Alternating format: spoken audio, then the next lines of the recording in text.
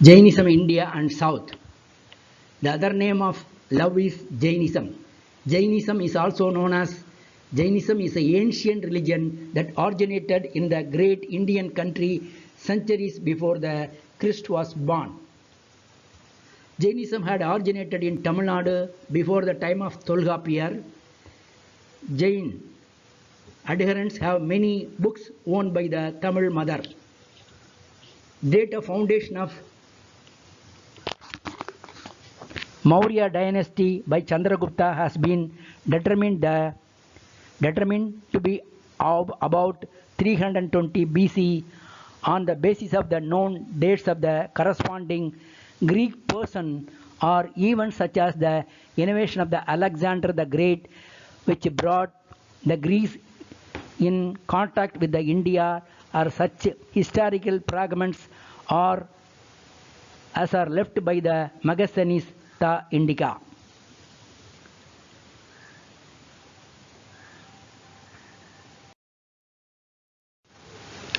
When Bhadrabahu, the last of the Surdakavali Jain Acharya, met Chandragupta Maurya in his court at Padaliputra and foretold him of the impending terrible 12 years famine, Chandragupta abdicated his throne and joined Bhadrabahu, who, collecting a body of 12,000 disciples, started a grand exodus towards of the south as started by Ramaswamy Iyengar and B. Seshatri Rao in their studies in South India Jainism in 1922.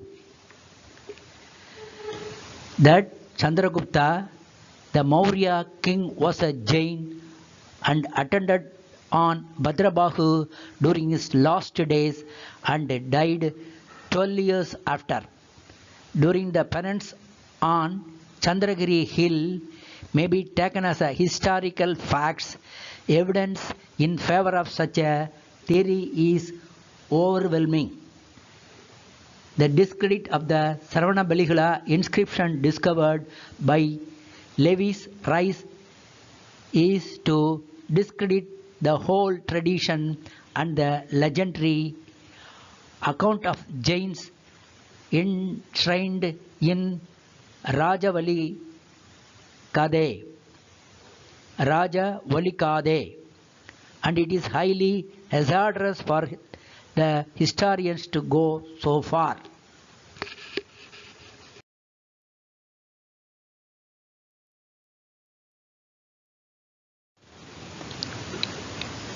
Dr. Kumarabal Desai, Managing Trustee, Institute of Jainology in Ahmedabad, Gujarat, explains, the Jain community was unified, but then a faction broke away and travelled south in the face of disastrous famine around 300 BC.